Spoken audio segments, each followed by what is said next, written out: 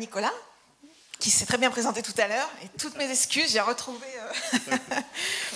Donc c'est vrai que c'est une conférence sur la situation des enfants, mais on ne peut pas s'empêcher de penser à la détresse dans laquelle se trouvent les soignants. Donc tout à l'heure, j'ai beaucoup aimé ce qu'a dit Sandrine. Alors, tu me poses la question, comment vont les enfants, mais moi je vais te dire aussi comment moi je vais. Donc comment vont les soignants aujourd'hui ?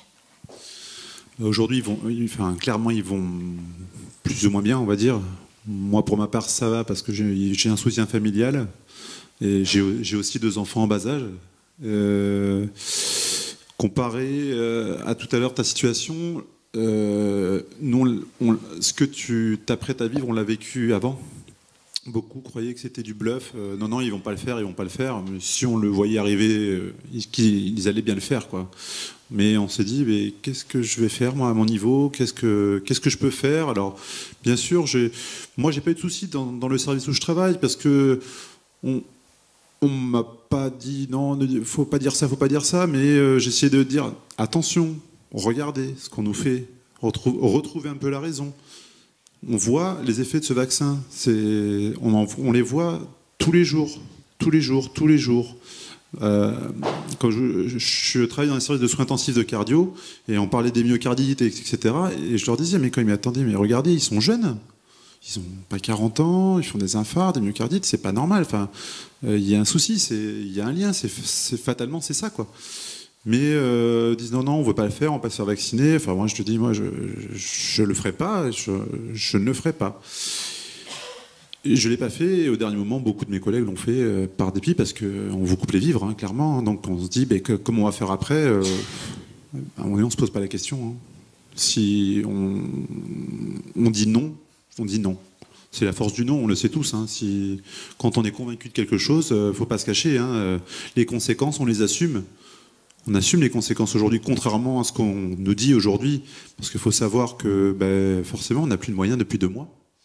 Tous. Hein. Donc, trouver des solutions, trouver des petites failles, on essaye. Hein. On échange là-dessus. Hein. Je sais que certaines sont allées voir des assistantes sociales pour leur dire, et on leur répond faut assumer vos choix. En même temps, on ne leur demande pas leur avis, on leur demande juste de faire leur travail, je pense. Après, nous, on a entamé une démarche judiciaire, donc le référé suspension. On s'attendait un peu à la réponse, hein. Rejeté. Ça, c'est juste ce qu'on nous a dit. On a rejeté. Pourquoi ? Comment ? Rejeté. Voilà. En même temps, c'est un peu à l'image de ce qu'on est aujourd'hui. Applaudi il y a 2 ans et aujourd'hui, rejeté. On l'a pris comme ça, hein. On s'est fait jeter même à la poubelle, hein. 15-20 ans de votre vie, poubelle, vous n'êtes plus rien. Mais on vous tient encore un petit peu parce qu'on vous dit, vous appartenez toujours à l'hôpital, vous ne pouvez pas aller travailler ailleurs, vous ne pouvez pas aller gagner de l'argent pour refaire votre vie, vous reconstruire. Oui, mais on fait comment dans ce cas-là ? Si on ne peut pas faire, on fait comment ? Et ça fait 2 mois, et encore dimanche dernier, on est intervenu sur le marché de Libourne où beaucoup de gens ne sont même pas au courant de la situation des soignants, mais pas que des soignants, de tout ce système médico-social. On parlait des pompiers tout à l'heure, c'est quand même quelque chose d'inédit, et on est en train de créer de la précarité. Alors on voit nos chers politiques faire leur campagne présidentielle, en disant oui, il faut les chiffres du chômage baissent, etc. Non, ils baissent pas. On n'est pas chômeurs, mais on ne travaille pas et on n'a pas de revenus. Donc c'est quand même un paradoxe. Et ça, personne ne se pose la question. Pour ma part, j'ai entamé une démarche là assez récemment. Je me suis inscrit à Pôle emploi. Je me dis, j'ai pas de travail, je vais m'inscrire à Pôle emploi. Et je demande aussi des indemnités à mon employeur parce que je suis sans travail. Donc sans travail, sans revenu. J'ai une suspension qui va durer jusqu'à quand ? Je ne sais pas. Je demande à mon employeur des indemnités pour une perte involontaire d'emploi. J'ai perdu mon emploi, clairement. Je n'ai plus de salaire. Je ne peux plus subvenir aux besoins de ma famille. Je n'ai plus aucun moyen même pas vivre, de survivre aujourd'hui. Voilà, on survit. C'est la situation de beaucoup d'entre nous qui sont même dans la salle, hein, on est plusieurs dans ce cas-là. Les solutions, elles sont comme... On ne les connaît pas aujourd'hui. On est en train aujourd'hui, on a notre situation personnelle, bien sûr, il faut survivre, mais on est toujours soignant malgré tout. On est toujours dedans. Aujourd'hui, on fait quoi? On prépare demain. Parce que demain, avec ce qu'on a entendu ce soir, qu'est-ce qu'on va faire là de tous ces gens qui se sont fait injecter? Qu'est-ce qu'on va en faire? On va les regarder mourir comme ça? Non. Moi, j'ai pas signé pour ça. Hein. On est là pour aider les gens, pour soigner. Mais je pense que demain, notre métier va un peu évoluer. On va être là pour accompagner. Bon, pas les accompagner à vivre, hein, malheureusement. On va les accompagner à mourir dignement. Ce que l'État aujourd'hui a oublié. La dignité humaine. Et là, c'est problématique. On est tous dans un petit coin. On est indigne. Indigne de quoi? D'ouvrir les yeux? De rester libre? Moi, je pense pas.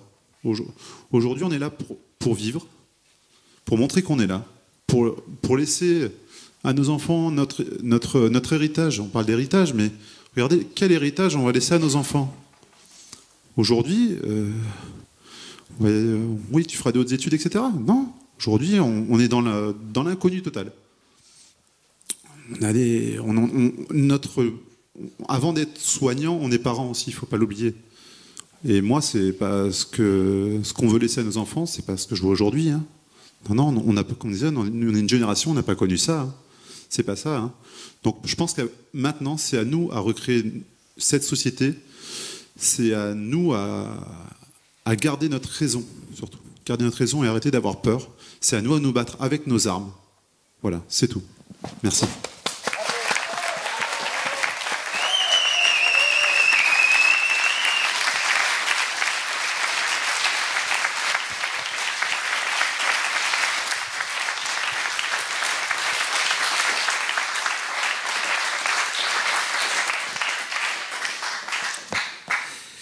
Je vais reprendre un peu la parole en tant que médecin qui ne travaille plus, donc qui est sans revenu, depuis le 14 septembre au soir, après 40 ans de carrière. Donc c'est quand même quelque chose, tourne une page de 40 ans de carrière.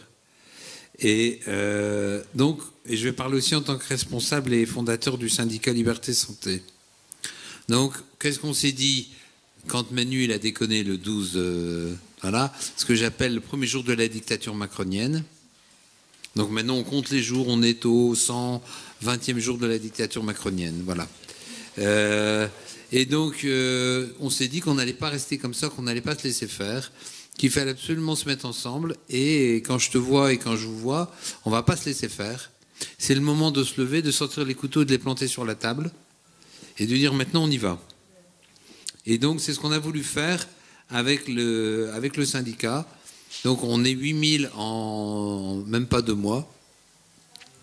Et donc l'idée générale, c'est on se regroupe, on va faire toute une série d'actions, en particulier par exemple, je sais que les assurances ne veulent pas payer les couvertures juridiques des médecins, et en particulier à La Réunion, il y a Philippe de Chazourne qui est particulièrement embêté, donc on va saisir cette occasion pour faire une action judiciaire de grande ampleur pour attaquer les assurances et les obliger à payer.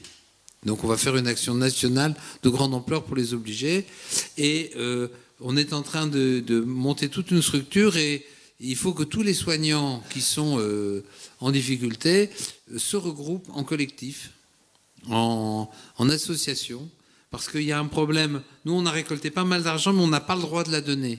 On n'a pas le droit de donner de l'argent à des gens. C'est comme ça, c'est interdit. Une association, un syndicat n'a pas le droit de donner de l'argent à des gens. Donc, on peut donner de l'argent, on peut reverser de l'argent à des cagnottes de collectifs, lesquels collectifs, les cagnottes d'associations, vont distribuer de l'argent aux gens concernés qui en ont besoin. Donc, l'idée générale, c'est vous vous regroupez. D'abord, vous nous contactez. J'ai ramené plein de cartes du syndicat, donc je vous en donnerai.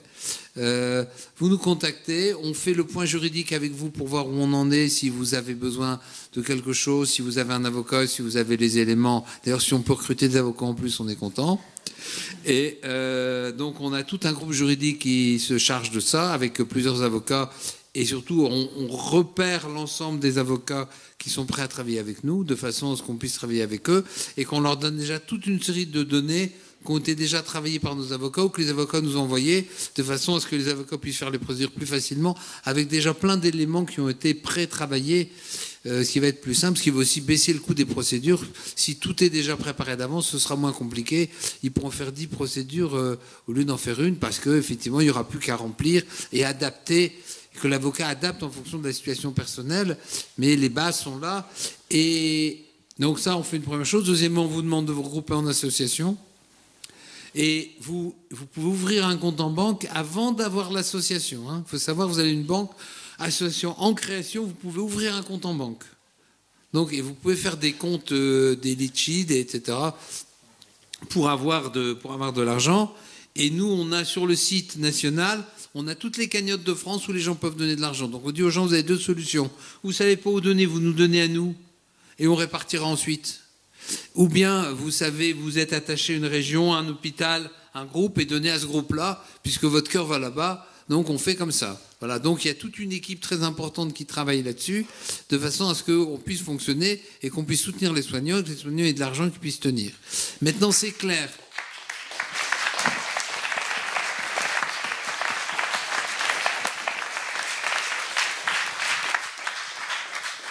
Et moi, j'ai passé mon été à faire ça, et j'ai une amie qui plaisantait, qui disait, oui, Olivier a beaucoup été à la piscine. Enfin, il a surtout marché de long en large avec son téléphone au bord de la piscine pour organiser le syndicat.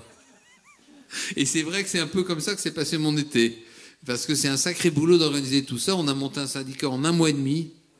Et c'est un sacré boulot de monter tout ça. Et donc, on n'a pas du tout l'intention de se laisser faire. Et globalement, j'entends, mais on ne va pas se laisser faire. On ne va pas avoir le moral en bas. On va se battre. Et on est là pour ça. Et s'il faut qu'on meure, on mourra. Et on s'en fout. Et c'est comme ça. On ne va pas se laisser faire.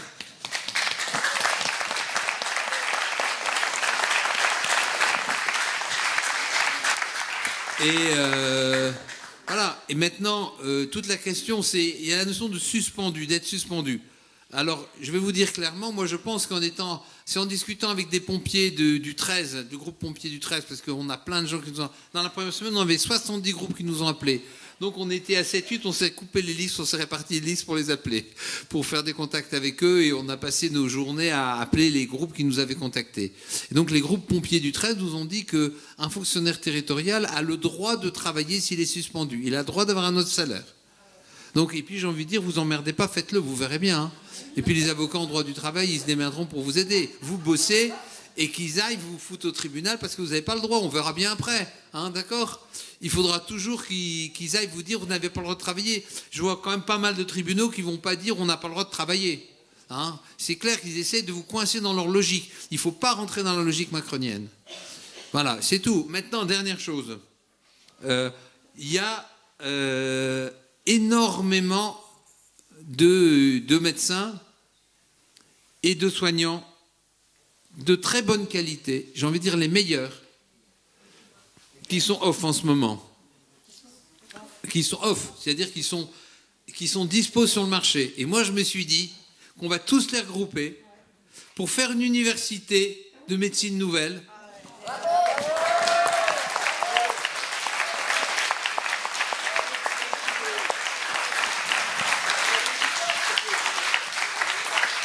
Donc on en parlait avec Fouché et Perronne. Et quand j'ai vu Perronne dimanche dernier au Mont-Valérien, on en parlait ensemble, il est de cet avis-là aussi. Donc on va se faire une nouvelle mode de fonctionnement. On va essayer de se regrouper, on va essayer de travailler, on va aller voir les mutuelles en disant « remboursez-nous ». On va faire des contrats, on va aller voir les mutuelles « remboursez-nous ». Et donc il va y avoir 2 systèmes de médecine. Voilà.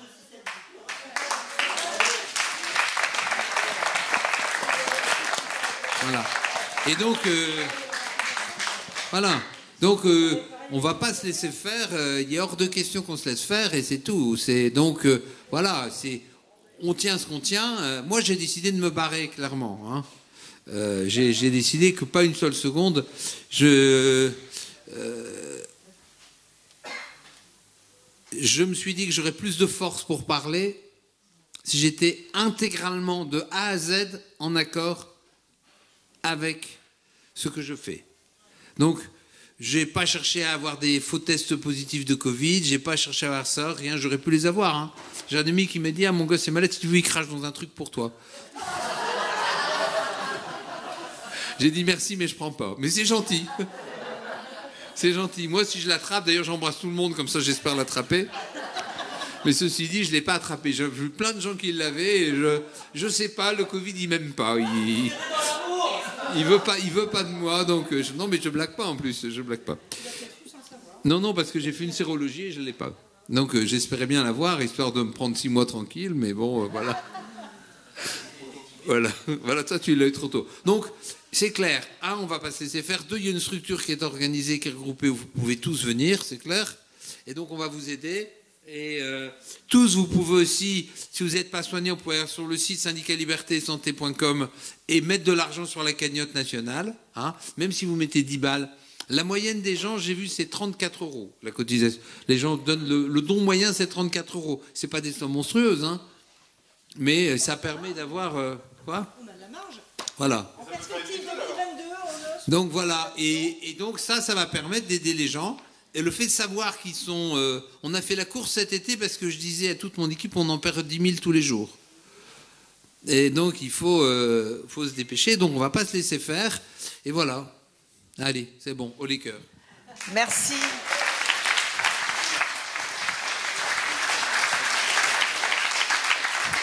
En fait, pour nous, on se rejoint parce que ne serait-ce que on s'est retrouvés à quelques-uns vendredi, justement, pour parler de ça. On s'est déjà rapproché du syndicat Liberté Santé. Nous, à la base, j'ai 2 collègues qui sont dans la salle qui avaient créé le collectif. Au moment où on a été suspendu, on pensait qu'on était seuls. On était isolés dans l'hôpital, un hôpital de 3000 agents. On s'est retrouvés chacun d'un côté et le bouche-oreille a bien marché. Aujourd'hui, il faut savoir qu'on a créé un collectif où on se retrouve à pratiquement 80 agents. Donc, sur un hôpital et un peu de Bordeaux, mais c'est vraiment sur l'hôpital de Lyon, on est déjà 80. Le problème aujourd'hui, c'est pareil, il faut se regrouper en association par rapport au fond pour essayer d'aider ceux qui engageaient des procédures en justice. À la base, ça a été créé pour ça. Et justement, après, on se pose la question, mais on va peut-être aussi aider les collègues qui sont dans la panade, hein, parce que c'est surtout ça. On est toujours dans cet esprit où on ne fait pas que pour nous. En fait, on fait surtout pour les autres. Et vendredi, on a eu cette discussion à un petit nombre, on va dire, mais du après justement. Et c'est vrai qu'on est dans un système de santé qui s'effondre. On le voit aujourd'hui. Hein, l'hôpital est en train de s'effondrer. Ça devient très flagrant. Et je pense que vous avez tous entendu parler de la grande sécu, sachant qu'aujourd'hui, on va mettre tout le monde à de la sécu, on va supprimer les mutuelles. Mais pour petit rappel, c'est quoi le déficit de la sécu déjà ? Enfin, voyez un peu ce qui se prépare derrière, c'est qu'une fois que tout le monde va y être, c'est faillite et merci, prenez votre assurance privée. On est toujours dans le même système en fait, et on veut nous laisser dans ce système où on va nous écraser, voilà. Donc c'est pour ça que je vous disais, on réfléchit à l'après, et je pense qu'on est un peu tous sur la même longueur d'onde, c'était pour ça qu'on s'est retrouvés ici. Voilà, merci. Merci beaucoup, Nicolas.